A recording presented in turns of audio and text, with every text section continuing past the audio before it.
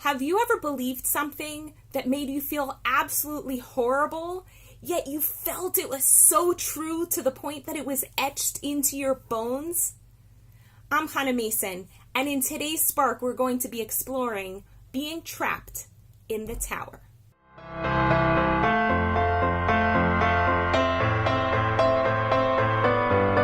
When I was about 8 years old, my parents did a really nice thing. They hosted a birthday party for me at a bowling alley and invited my friends, and we all came, and it was supposed to be this really fun, playful event where we all bowled, surprisingly enough. And I think I'd gone to a bowling alley maybe like 5 times in my life. I don't know, maybe 10, but almost never. It was not something that my family did. And when it was my turn to bowl, and then when it was my turn to bowl again, I was absolutely horrible at it. My fingers would get stuck in the holes, and the ball felt too heavy, and then when I held it with 2 hands, I felt like a dork, and the ball just seemed to go in the gutter every time, and I just had the worst score.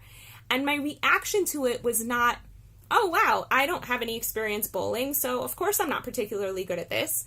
My reaction was, people have been telling me my entire childhood that I'm really, really, really smart, and I'm going to be really, really successful, so I have to be absolutely perfect at absolutely everything. And here I was, making a mess of myself.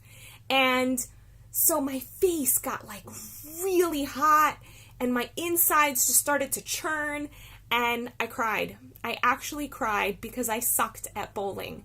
And now as an adult, I can look back at it and laugh and assume that everyone sucks at bowling until they've bowled enough that then they finally get good at it, right? That's true for any skill. But at the time, I just totally didn't get that. And it further reinforced a belief I was holding from as long as I can remember. And that is that I'm a failure.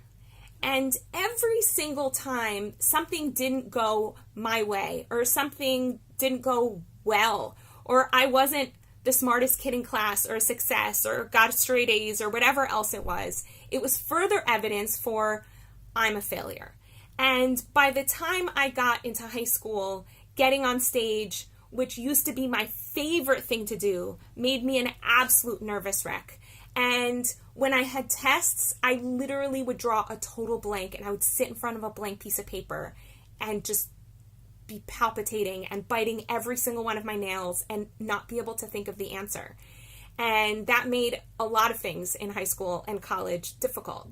But it's made it even more difficult to keep having this belief, right? Because each time that I would fail a test, it was further evidence that I was a failure. But believing I was a failure made me so nervous that it made me fail tests, right? So I just kept falling into this trap.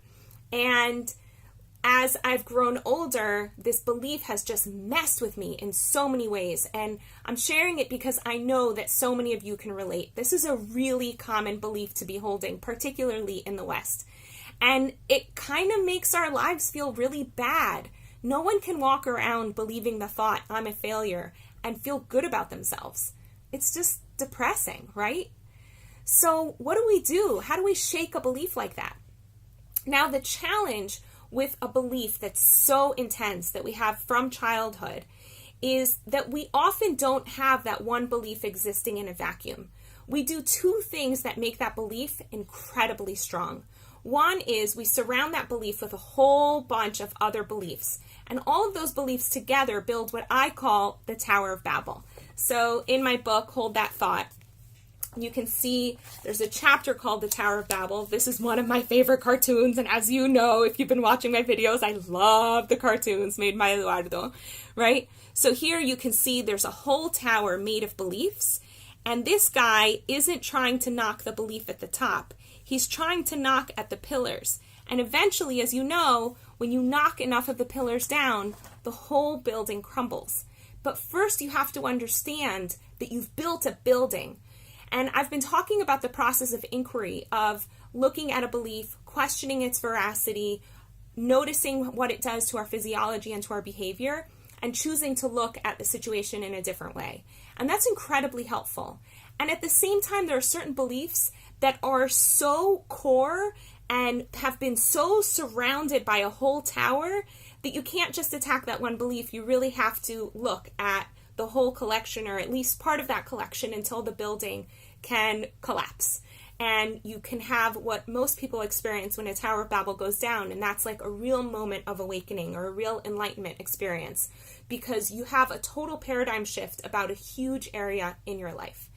And for me, the other thing that I did, in addition to having all sorts of beliefs wrapped around I'm a failure, right? The other is I can't try. The other is if people see that I'm a failure, they'll make fun of me. If people see that I'm not good at something, they'll make fun of me. Or I'm supposed to be smart. I'm supposed to be good at everything, right? There were all these beliefs that I had that were kind of creating everything. So that was one challenge. And the other challenge is that I did something that Tony Robbins calls stacking. So stacking is a really simple concept, and that is that we take a memory, and then we take another memory and we stack it on top of that one, and another memory and we stack it, and another memory and we stack it. And we stack all of these memories almost like playing cards in our minds or even in our hearts. Definitely, we hold them emotionally. We stack them all as evidence for the kind of emotional experience we're having, or as evidence for the belief that we have. So for me, I'm a failure wasn't just about that one bowling experience, right? There were so many other memories of tests or music events or auditions for plays, or maybe videos I've made for, I had a TV show in college. It was really bad. It's really good. Nobody who's watching this went to college and saw my video, because nobody ever watched TV back then at my college, right? But like, all sorts of things, I have one on top of the other stacked. So when I think about I'm a failure, it's not just about one moment in time, it's about 100 moments in time. And so as I think of each one of these, it just makes me sink deeper and deeper into believing this thought. So we have all the other beliefs around a thought, plus we have stacking. And the way we can shift out of a belief is, first of all, putting into question all of the surrounding beliefs. And the other is choosing a different pile of cards to stack.